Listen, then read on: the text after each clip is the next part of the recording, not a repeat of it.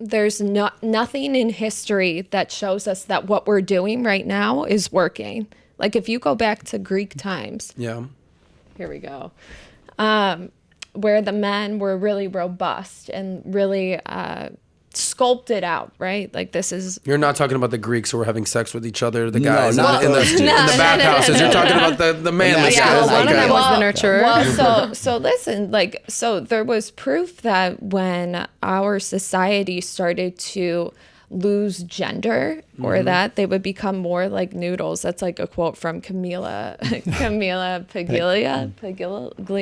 And she's saying you can see it in the artwork. So you would see these sculptures and then you would see the guys that are just like this, like they were becoming more feminine, and that's when the society collapsed. Ooh, so that's why that's point right there. That's why what we're doing right now, we're repeating history, but people don't see it like that because we're used to, or we think about it and we're like, oh, technology, we see it through social media. We're not looking at artwork. They don't even have certain art history courses in universities.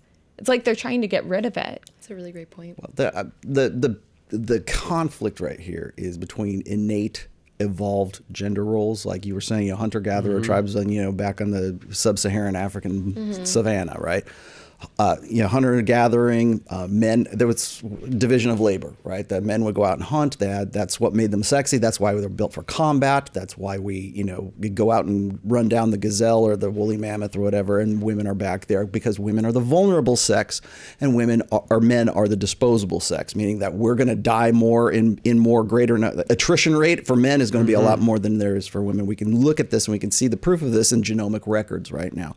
So if you go back 8,000 years, you'll find that one man for every 17 women reproduced. Yeah. Okay, we know this is a fact. Genghis Khan, Genghis Khan, Genghis Khan was just bagging them all. Old Uncle Genghis. By the way, one in every. You can go look this up too. One. We did this just yesterday. I know. One in every 200 men on planet Earth is a direct genetic descendant of Genghis Khan. Genghis Khan was just doing his thing. Yes. All right, Tyler. Before you pull up Genghis Khan, we'll go down the whole history path. But what this is a conflict between this evolved innate human nature versus the idea that we're blank slates and that everything is a social construct. So when we talk about gender, I was saying before, is homosexuality biological or is it a social construct? Because right now we have, according to the woke mob, we have 78. What are we up to now for genders right now? 62, something like that? 176. Gender identity and sexual orientation. That's what they totally. But see, that's what they. That's exactly what he was just saying. That's exactly what I'm saying here. Is that the idea that there's even that division, that there can't be anything that's fundamentally, biologically, characteristically masculine and feminine. That's the problem that we're having. When Matt Walsh went on Dr. Phil not too long ago, and he was there with the bearded lady, the one who was the transgender men who wanted to be women there. Oh, I love that. And he was having this conversation with them, and he asked one simple question: what is a woman? Define a woman. And they would not define it because they're stuck in the idea of social constructionism.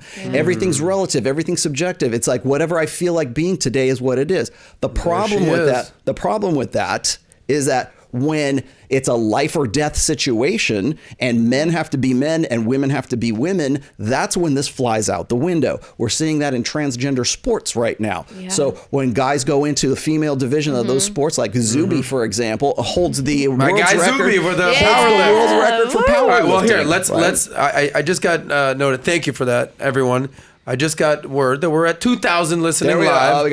So we're going to have to take a shot in honor of our viewing audience. To 175 genders. Here we go, to 175 genders. Yes. And tell your friends, tell your audience, people to join us. Okay. Don't forget to take calls. Yeah. We're going to take calls at the end. Let me just finish just really quickly here. Yep. The reason why that this was such a controversial thing and why Matt Walsh is still riding this right now is because if the bearded lady had said, okay, this is what a woman is, that's when it loses the argument, because now we can have an objective definition of what a woman is, and you ain't it. Damn. That's that, because once you give them objective reality, the whole conversation changes.